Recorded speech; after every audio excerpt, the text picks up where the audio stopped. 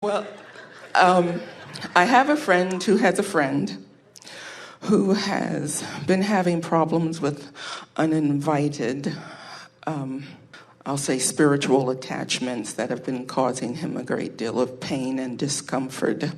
And I understand he had been asking for help to rid himself of these spirits, I guess. And I guess it was Friday before coming on board, I decided to sit and do a meditation. It was not my intention to meditate upon this particular person. It just started to happen. I was sitting and was told to stand, and when I stood, he came into my mind's eye, and then I just proceeded. I had this feeling of wanting to hug him, and then as I hugged him, I took my arms from the back of his head and down his back, and it was like I was shaving his back of tentacles that were just falling away from him. I'm confused, thinking, now did I really help in some way, or is it just the good old ego twirling in because you want to help and you want to do?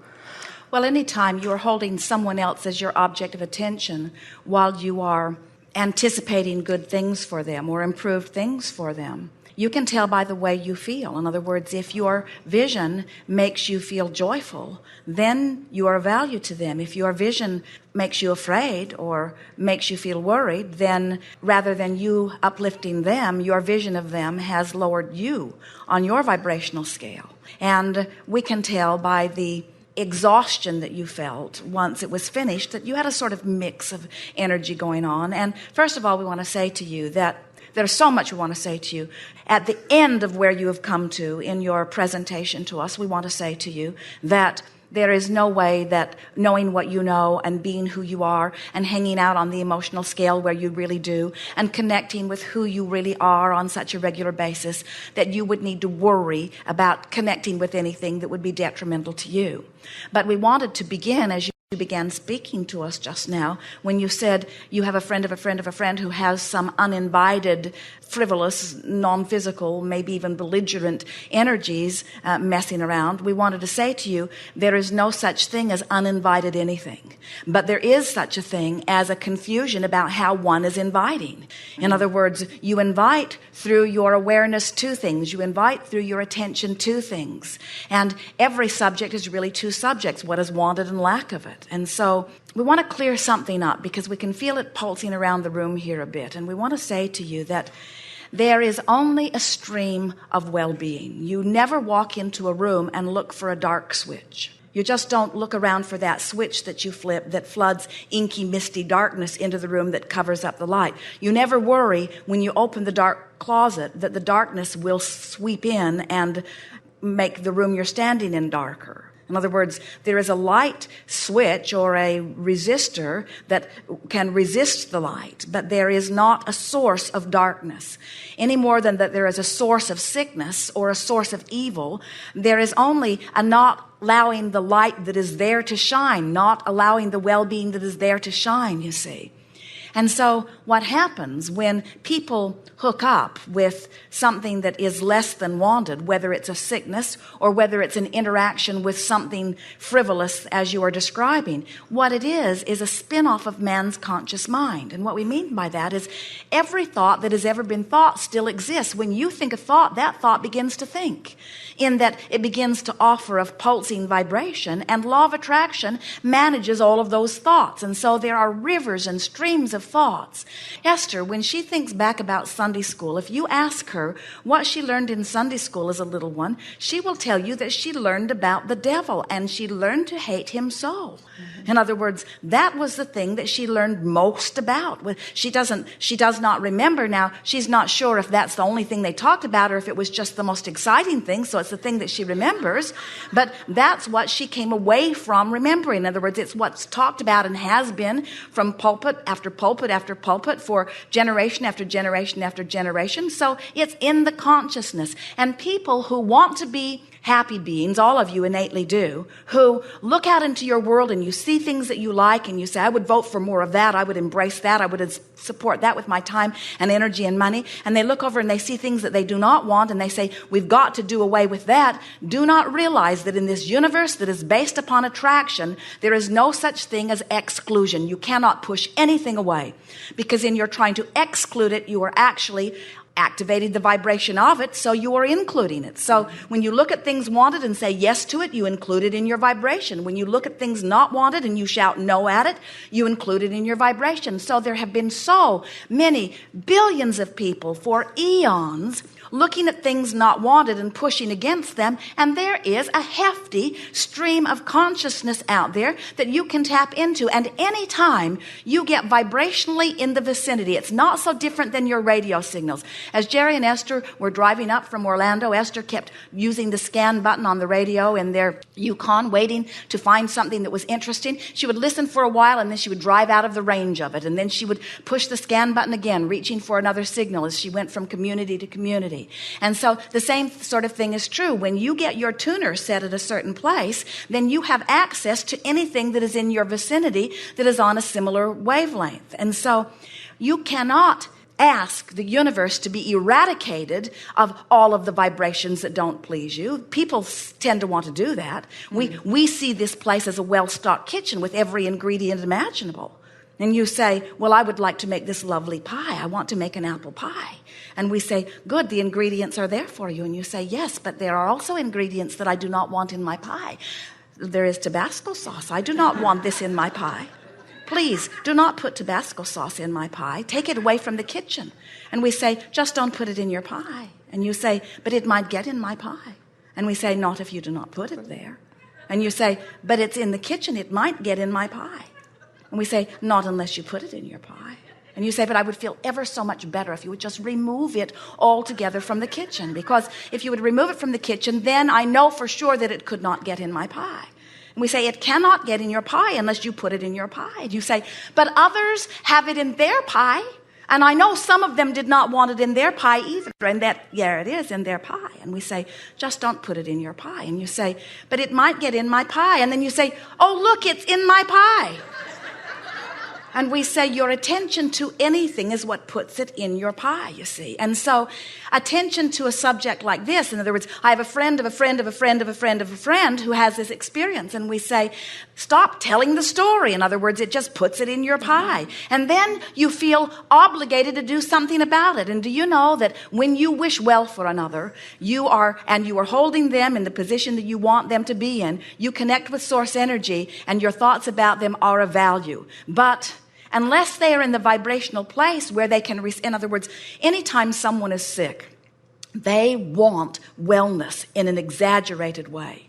And the cells of their body are asking for the wellness. Step one has taken place and source energy is answering. Every cellular request is being answered. But that person that is beating the drum of, I'm sick, the person that's beating the drum of the test, that's beating the drums of all of the worrisome thought, the person that's looking and finding the shadows that is called disease, that person is not holding themselves in the place of allowing the well-being that the cells of their body are asking for. And so let's say a healer enters the picture and the healer says, I will put my hands on you and I will summon the great well-being from the great beyond and I will direct it toward your body. And we say they don't need somebody else to direct well-being toward their body. Their desire is doing all of the summoning that is ever necessary. But you can help them immensely in your well wishes. The only help that you or Abraham or anyone can offer to anyone is helping them to soften their resistance so that they can begin by the power of our influence to allow the well-being that they are asking for, you see. We want you to know that there is not an evil stream. There are not even frivolous beings who have access to any of you if it is not for your attention to them. And like cancer that you do not want, or like a car accident that you do not want, or like anything that you do not want. Attention to a subject is an activating of a vibration. An activating of a vibration is an asking for this thing you do not want, you see. So what we would say to someone who says, even in their fear, oh, I have some attachment of some creepy thing that is going on. Jerry and Esther had a dear friend who called them icky beings. They're icky beings that are after me. Turned out the way she invited them was she had someone that she was trying to draw to her who didn't want to come. So she went to a bookstore and looked in the witchcraft section for something that she could use to make this person do something that he did not want to do that she wanted him to do. And then she said, I've never done anything to attract anything like this to me. And we said, you were looking for means of control and of control over another, and you found vibrational alignment with thought forms. First there is a thought, the longer you think it, then it takes form. That's all it is. And so when you understand that there is nothing for you to guard against. So let's say that we are visiting with this friend of a friend of a friend, and this friend is feeling uncomfortable about something that has come about. How is this manifesting? Are they using a Ouija board or something? How is it manifesting? I'm not really sure. I know that there was a time when he was involved with drugs and alcohol, or drugs, and I don't know if it all came about in that way. Well, all drugs and alcohol do is put you in a place of least resistance or less resistance, so that whatever vibration you've got going is easier for you to realize. But it is inconsequential what the invitational door is. But what we're wanting to say to all of you is that if we were visiting with someone who was having this experience, we would laugh and we would say, well, all it is thought form that has come by vibrational invitation. And you can tell by the way you feel when you are having thoughts, whether you're a vibrational match to something not wanted, or whether you're a vibrational match to something wanted. Mm-hmm. And if you want to play this out to the furthest of extent, you will discover that even in their irritation, these thought forms that feel very vivid and real, just like nightmares, they have no way of interacting with you in any meaningful way. Mm-hmm. And so as you just talk it down, like anything unwanted, it will begin to be less and less and less until it will be gone. We would not for a moment say, oh, let me see if I can work on that. Oh, let me see if I have any incantations or any witch's brew or anything that I can utilize or any mantra. We would not give it the time of day, because it does not deserve the time of day. Because what deserves the time of day, what deserves attention, is the well-being that is in this moment sort of latent within this person's experience. Mm-hmm. Yes. Okay. Thank you. So tell your friend to tell her friend, to tell her friend, to tell her friend that nothing needs to be done, that well-being abounds. And the less attention to the subject, the better for everyone. And anyone who's actually talking to this person, if this person says, I'm haunted, or I'm having uninvited guests, say, there is nothing that is ever uninvited. What is it that you're thinking about that is bothersome, that is a vibrational match to that? And it may very well be a powerful catalyst. One day, Jerry and Esther were driving down the street, and they were doing what they are often doing. They were being very playful with one another. Jerry had said something that was making Esther laugh so hard that her eyelashes had come off into her lap. And she was still trying to recover from the weeping mess of her makeup on her face. And suddenly she heard a voice over her shoulder, as if someone were sitting in the car, and the voice said, I'm dead. And Esther said, what? She thought Jerry had thrown his voice in some strange way. She said, what did you say? And Jerry said, nothing. And Esther said, someone just clearly said, I'm dead.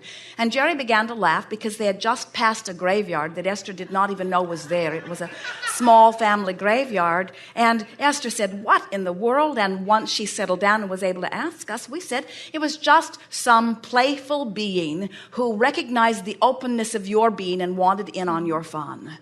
And so what you have to understand is that we are always blurring dimensions. In other words, we are as dead as it gets, and here we are smack dab in the middle of this conversation with all of you. In other words, you cannot separate yourself from that which is non-physical. But we promise you that that which is non-physical, that is of a source nature, that which is the non-physical, that is projecting to you in response to your request, is pure positive energy. And any of that other stuff is just a spin-off of man's conscious mind. And we will admit some of those streams can get pretty big, and when you get somewhere in the vibrational vicinity of them, you can pick up on them, but it is nothing more than the spin-off of man's conscious thought, because well-being only abounds from the standpoint that we have, and anything less than well-being is manufactured by the deluded mind of man.